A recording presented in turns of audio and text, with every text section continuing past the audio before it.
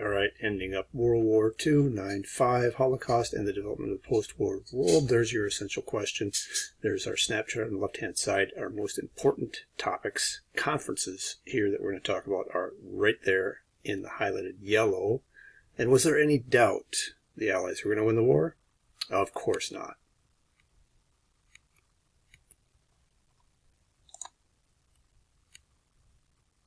First conference, Casablanca Conference.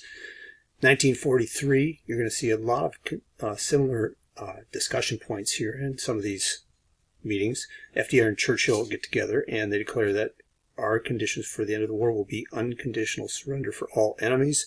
They will not dictate terms to us. We will dictate terms to them. No conditions from their side. The Moscow Conference is between Churchill and Stalin. Churchill was very much distrustful and had a hard time trusting Stalin, as most people did. Not an unusual thing, but they had a hard time coming to agreements on a lot of things. And this is the point in time now when the Soviet Union is being invaded by the Nazis here since 1942. So they agreed to enter the war at this point in time when the war in Germany is done, when Germany is defeated first. Remember, that's the strategy here. They will move to the Asian side of the war. They're also going to be all about and in favor of participating in a world organization. That's going to be the United Nations after the war. They're amenable to that. It's important to know and remember and understand that the Chinese are major allies in Asia for us. The Declaration of Cairo in Cairo, Egypt, meeting between, you could see a guy by the name of Chiang Kai-shek. He's the leader of the nationalists in China, is also going to be in favor of unconditional surrender. And he's concerned about what happens with the borders and the territories that have been lost, taken over by Japan. And there is an agreement here that Chinese territory will be returned, as well as Korea will be free and independent. We'll see about that. Important context piece here. Before the war even started in the 1930s, there had been in China a civil war going on, and it was between the communists and the nationalists. The nationalists, again, led by Chiang Kai-shek. And you can kind of see the different areas there that they controlled, but when the Japanese invaded, they all of a sudden decided maybe we should stop fighting each other and we should fight against the Japanese. They're coming for all of us. And so the little civil war going on between nationalists and Chinese communists ends for a while. The Tehran, Iran conference in 1943 has the first meeting of the big three here, right? In World War I, it's the big four, but in World War II, it's the big three. You can see them there left to right. And in this particular conference, they're going to agree that there will be an invasion of Europe in 1944. You might remember what that invasion was or where it ended up being. It was a secret for quite a long time, of course. But Stalin will commit again, and they're always going to ask him this, commit again to entering the war against Japan when Germany is defeated first. But there is discussion about how to coordinate an attack, big offensive from the Soviet side, the Eastern Front, with the Western invasion of France on D-Day. And when is that going to come? There's going to be a constant concern from Stalin's side that it's not happening fast enough, that the Allies, those two individuals on the right, are delaying and allowing for the deaths to pile up for the communists, like they're doing it on purpose. There's a great deal of paranoia there. So he's going to have a lot of animosity for the West because of that. The end of the war in Europe is kind of looking like this. On the left, there is a kind of a decision on the Western Allied side with Eisenhower at the helm. General Eisenhower, the Supreme Commander of the Allied Forces for the United States, and for all the Allies, but from the United States, will basically allow the Soviets to take the capital city of Berlin. You can barely see it there in a speck in the map. And there's going to be some criticism that we allowed them to take over more territory than perhaps they could have or should have or needed to, and that we could have taken Berlin, but there was a concern at what cost that was going to happen. So this is a bit of a contention point. The map on the right shows basically how things ended up when Germany surrenders, VE Day, and the lines will be drawn there for the Cold War. Churchill's very adamant that there are going to be free governments in Eastern Europe and that Germany must be strong in the post-war. Not militarily strong, but strong economically and stable. It was its weakness, it was its suffering that brought it about to the point where it led to another catastrophe in World War II. He wants to make sure there's also a balance of power in Europe. There can't be just one big powerful entity. He doesn't want the Soviet Union to become all powerful. He doesn't want any one country to be all powerful. If there's a balance of power, relative equals, then there's likely going to be no particular wars going on.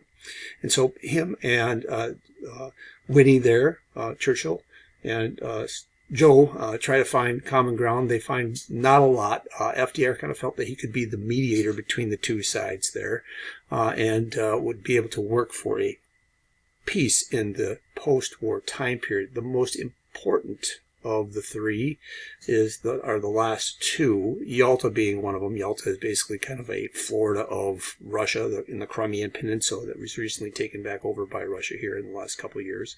But the big three meet here again and continue to discuss post-war Europe, what it's going to look like. And the Soviets really want a weak and punished Germany. They don't want to be invaded again. They've been invaded twice, 2 world wars, from the German side. But the British and the United States, of course, want something different. They want an economically strong Germany, stable with a stable democracy, which they haven't had yet. Stalin does agree again to enter the Pacific War within 3 months after Germany's surrender. And a declaration of a liberated Europe is what he is going to agree to as well, with free elections. We'll see how far that goes. All right. Cartoon on the left-hand side there kind of portrays that his intentions are otherwise. Asia on the other side of the world, the map looks kind of like this, with the Germans defeated in May of 1945. Stalin and the Soviets do turn their forces into the Asian side, into the Asian part of the world, and the flashing areas there, Korea, top right box, and bottom left box, what's going to become Vietnam, or at the time known as French Indonesia, are going to be essentially taken over in part, the north half of both of those countries, by communist forces, and the south taken over by the other allied forces. And there again, the lines will be drawn for the Cold War coming up in the future. They're also going to agree that there will be a United Nations, and there will be a meeting held in the United States. It will occur on April 25th, 1945. It's going to have a Security Council on it, which there are 5 permanent members. Essentially, they are there today. However, one that's there, China, will not be there for a little while. Talk about that a little bit later.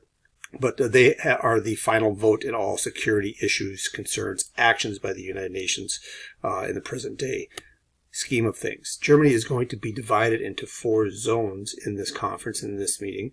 The West, you can see where they're at with the United States, Britain, and France. In the eastern part of Germany, with Berlin in the middle of it, basically, is going to be controlled by the Soviet Union. Poland was a particular piece of concern for the Allies, and there was a promise by Stalin that Poland would have some sort of elections there. There was going to be a coalition government of communists and non-communists that was going to run things, and then there was going to be an election freely elected by people. That is not going to happen, but essentially Poland does come back into being here through these negotiations. There's criticism that in the Yalta Conference, FDR was too trusting and gave up too much to Stalin, in particular some key places like Manchuria and parts of Manchuria and that kind of thing, and some areas that were disputed with Japan in previous wars back in the early 1900s. The last key important meeting that we have here is the Potsdam Conference. FDR is dead. April 1945, right before the war in Europe ends, and Truman becomes president. Clement Attlee is the prime minister for for Britain, and they will again continue to talk about what the post-war world is looking like. The war in Japan is still going on. Communist forces are marching over greater parts of Asia and taking it over, and increasingly there is tensions between the allies there, in particular the West, the 2 on the left, and Stalin on the right. The alliance is coming to an end because they no longer need each other. There is, in this particular conference, Truman's declaration that there is an unconditional surrender of Japan, or they will face the total utter destruction of their islands. And he's basically hinting at the dropping of the atomic bomb. We really didn't know and realize that Stalin knew that we had the atomic bomb. He didn't seem very, amused by it or shocked by it at all. We do know that he did know that we had the bomb, and it's during this conference, Potsdam is in Germany, that Truman orders the dropping of the first atomic bomb that you see on Nagasaki, August 6th, 1945. The second one comes 3 days later, August 9th, Hiroshima, and finally then the Japanese do surrender. So in this conference, though, they're also talking about, what do we do with Germany and how do we restructure it? What do we do with the Nazis? Not everybody was a Nazi in the military or in the society, not even close. But there was a strong leadership and a good number of them there. We're going to have an agreement to have war crimes, international war crime trials, demilitarization of the country and denazification of the country. They're going to hunt for those Nazis. They're going to work to really make sure that it becomes a democratic nation, and that reparations can be taken from each zone in order to kind of pay for some of the damage of the war. But at the same time, they're going to try to make sure, at least from the Allied side, that Germany, the West side, is stable, which it will be pretty economically stable and politically stable. This hunt for war criminals and Nazis that were connected to the Holocaust camps and such is even going on yet today. Just in the news, just this last week, 2021, that individual was sent back to Germany to face trial. Some of them are still around. Many of them fled to South America after the war, and the hunt is on there yet for them as well. So the political issues in the beginnings of the Cold War really are stirring as the war is winding down in Asia. We're concerned about the presence of the Soviets, how much more territory they're going to gain. We want to end the war quickly. This is part of, it's thought, the decision to drop the bomb, or at least a residual added bonus, I guess you might say, in the war, so that the Soviet armies potentially, theoretically, are going to stop and don't spread communism further. But the war that made the two enemies allies for a little while now is ending, and now the alliance is ending, and the Stalin and the communists are going to continue to condemn the West as Western imperialists, and the West is going to continue to condemn communism and its system and him as a dictator. Essentially, the map is looking like this toward the end of the war, which is going to stay like this for the next many decades. They are going to have their armies there. They're going to set up basically a one-party communist system and state there. Stalin, again, promised free elections in these regions, especially Poland in particular, but it doesn't happen, and everybody's going to feel duped in the end. At the war's end, again, the rivalry is reemerging. It's a bipolar world here in which the two countries facing off are now superpowers because of World War II. The aftermath of the war and the casualties are huge, especially check out what the casualties were for the Soviets. There's a lot of paranoia over the last couple world wars, and they bore the brunt of deaths in both world wars. And you can see it there reflected in the pie chart. There's a lot of people who are homeless that are moving from one country to another and relocating, especially in Germany. And so, again, there's a lot of concern to make sure that Germany and some of these places become stable. That's a topic for the next unit. Our second essential question here is the impact of the Holocaust, the final solution, what it looked like, what did the United States know about it, what are the efforts behind bringing international justice to the world and finding and tracking down those war criminals. We'll focus primarily on the European Nazi side of it. There were war crimes and trials against humanity and criminal war crimes, international tribunals against Japanese leaders as well, for which there were some individuals executed. But the focus really here is on the Holocaust. There are 6 million Jews who were liquidated as the final solution, and of course liquidated means they were killed. It was really begun officially in this mass extermination kind of industrial scale in 1942 after the Wannsee conference that was held amongst the German officials, and the extermination camps begin there. This map shows just how vast and intricate and how many of the camps were just in these particular locations.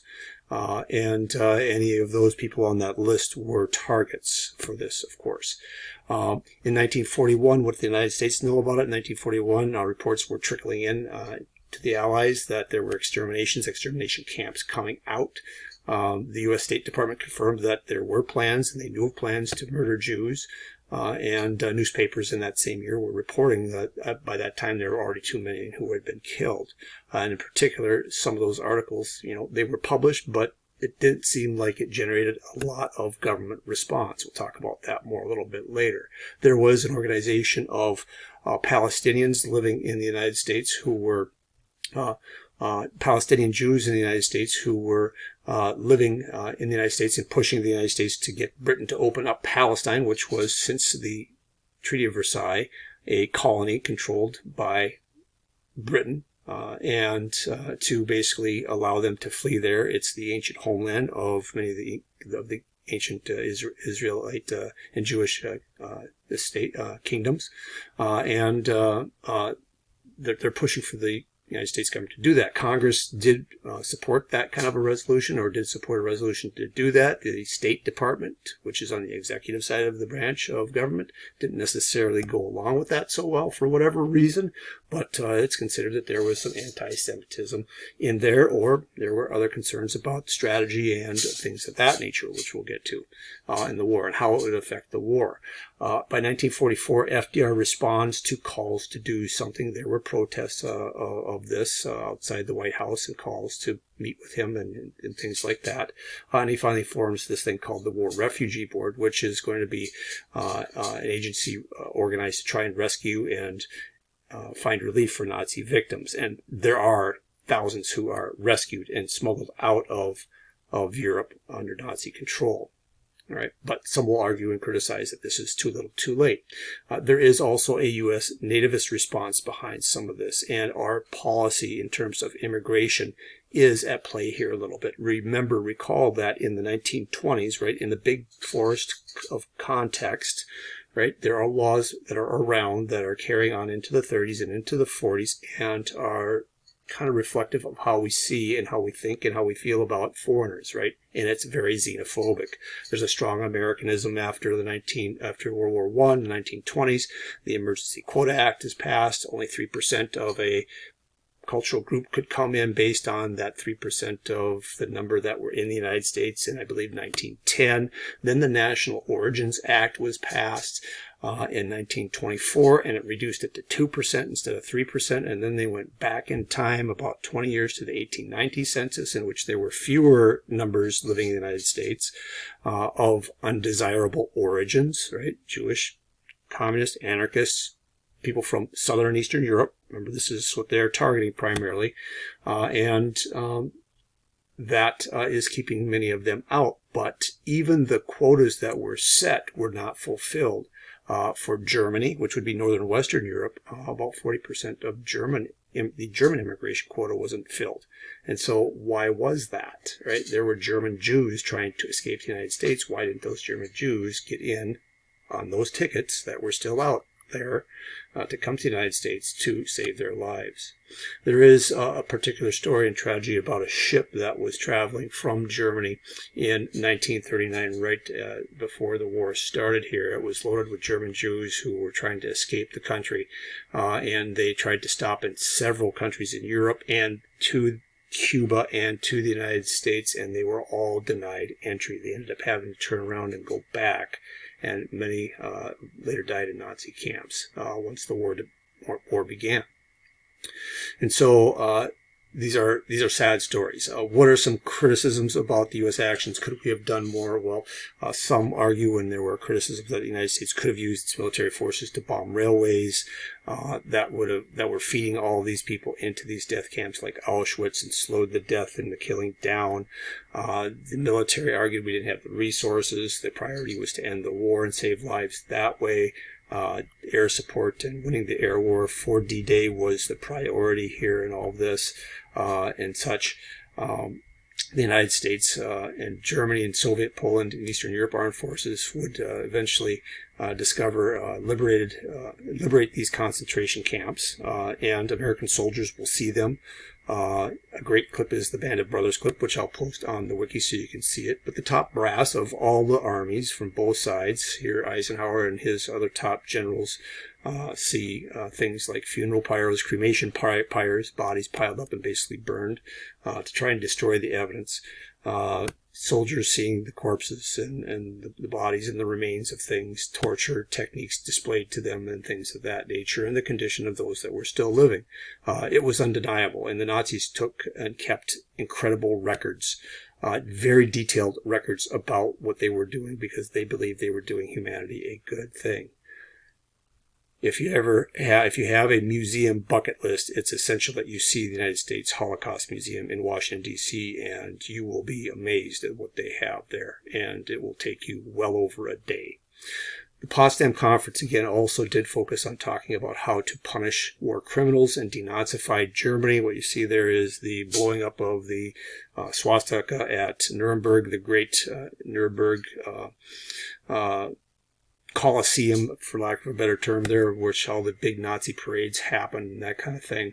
22 top Nazis are tried there in that year of 1945 and 46. 12 are hanged, 7 sentenced to long jail terms. Again, the hunt continues on to the present day for the individuals at different levels, all levels, top and low and lower levels. Simple guards, for example. That legacy is still there with us. So your left side snap chart is there. I'll post some other videos to support what I was talking about here with the Holocaust. And have a good day. Make the hay.